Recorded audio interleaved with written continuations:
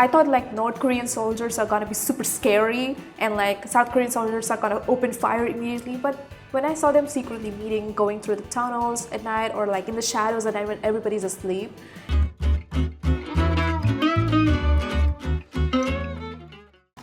Hello everyone! From dramas to webtoons to novels, explore Korea's story with us. This is Who Reads Story. My name is An Sung-jin. I'm a news reporter, and we have Ari back with us. Please introduce yourself. Hi everybody, this is Ari. I'm a model and actor currently living in South Korea, and I'm also a content creator. So it's very nice to meet you, and I'm very happy to be back on the show again.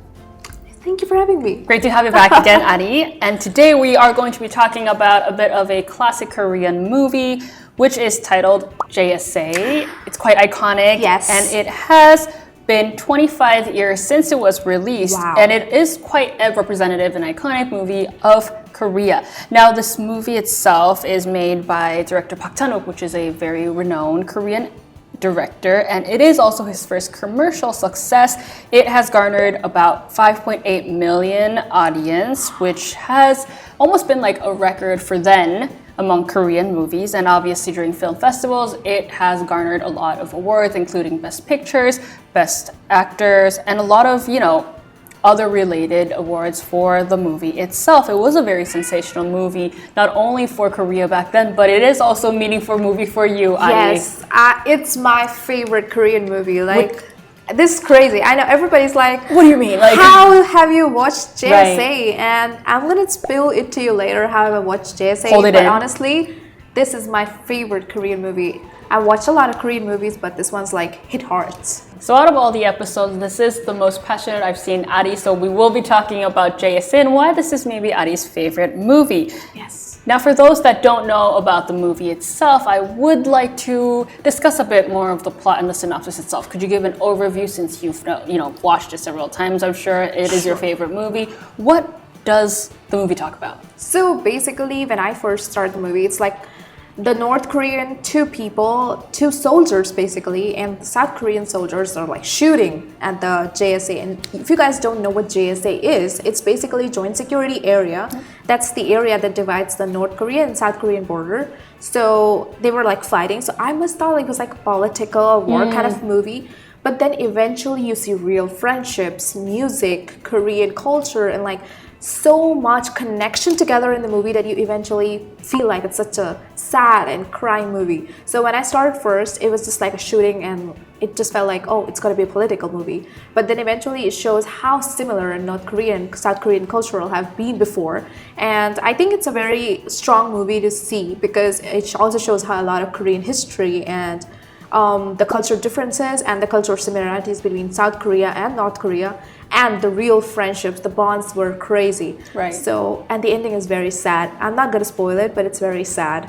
Right, so as you briefly mentioned, it could almost sound like an historical documentary, Yes. but it does have a storyline that goes kind of beyond just the basic JSA Yes. and historical background. But to briefly kind of explain to our viewers who may not be familiar with how the background was set for this movie, basically Korea was liberated from Japan in 1948, but we were immediately separated between North Korea and South Korea, which obviously still pertains now. There was obviously the Korean War in 1950, and obviously, the split still remains, and after that, for more than 70 years, we are still in a military standoff, which is quite sad for us, quite unfortunate. Yeah. And for you, obviously, this is your favorite movie, Yeah. but what was it like when you first watched it? Because I'm sure this entire historical background would have been still unfamiliar for you. Yeah, honestly, like I did know something about North Korean, South Korean war, Right. but not like in a deep Right, perspective, of course, right. because I'm still understanding. But this movie kind of like initially when it started, and I was like, I am on this side, and I was like politically taking sides. But then eventually when the story unfolded and then they had secret meetings, and I was like, don't go for a secret meeting. But then the music, and they were dancing together, they were eating together, they were eating Korean snacks together, sending each other stuff from their countries together. So it kind of felt like, oh, it's so heartwarming. I just hope they don't get caught. That was my entire ideology during the movie. Just don't get caught, please. It's so heartwarming. And then they did. And then I was like crying my eyes out. I was like, why? Why is the officer so bad? And this and that. And you know, it's very interesting to watch this movie because it just doesn't have a political perspective. It has more human perspective. There's an emotional connection.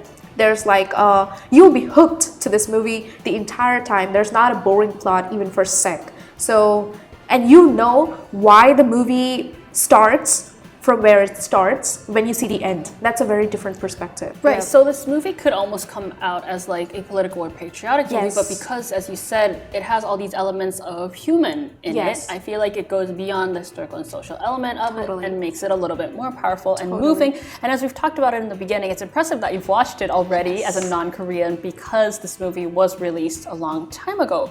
But for you, what was it like to watch this movie as not as a non-Korean, as an international viewer?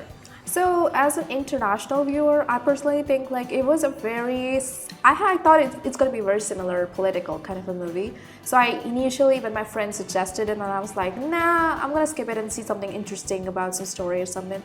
But then he really forced me, like, you should see this movie. It's one of the best movies in Korea. And I was like, okay. And I was so glad that I found it. And I've watched it like 5 times now. 5 times, that's impressive. 5 times. And like I said, there's no subtitles. And I try to understand what's going on. And now I understand Korean, so it's easy. But when I first like saw it, it was a hard Korean that we used. Oh yeah, of course. Yeah, and it was so hard, but I kept asking like, what's going on? Can you tell me and stuff? And then it was so interesting to watch. But as an international viewer, I think it gives you more perspective about the Korean history, like how the countries have been divided for a long time, but still they hold kind of like human connection together, and across the borders too, how human connection can like instantly occur. So you don't need actually like same country people, or you don't need same area, same religion. It doesn't matter. As long as you're human, you connect. So that was very beautifully shown. The friendship is beautifully shown across the borders.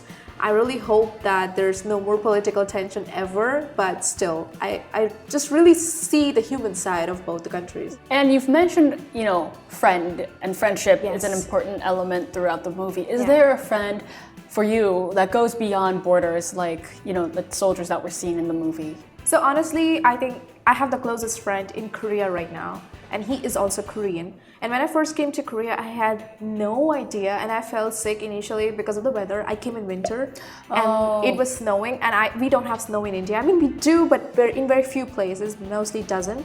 And I did not know what medicine to get, because I was new, I didn't know Korean, and I was scared of asking medicine in the pharmacy. And so he brought medicine and also taught me how to order delivery food and stuff. And that's very sweet. Took care. It just felt like really heartwarming that despite the language barrier, despite a different country, people take care of each other. Right. And it doesn't matter like how or what country you're living in, as long as you're human, you connect.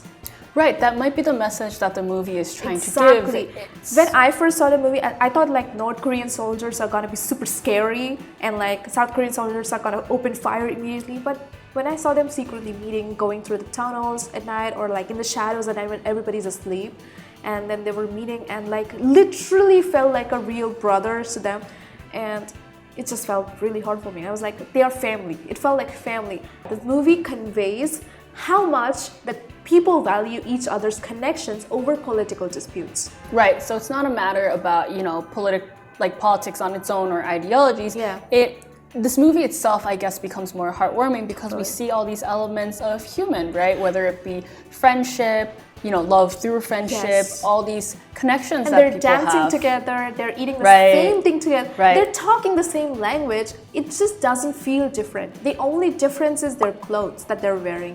One is a North Korean, other is a South Korean, but literally nothing changes, honestly. I'm so thankful that we had you here. Thank you for sharing so your experience. Thank you for sharing your experience, Sari. And this is all we have for our episode on today. Don't forget to leave a like and comment, subscribe to our channel. That's all we have for Who Reads Story, and we will be back with another episode on Korean content next week. Goodbye. Bye bye, and watch JSA.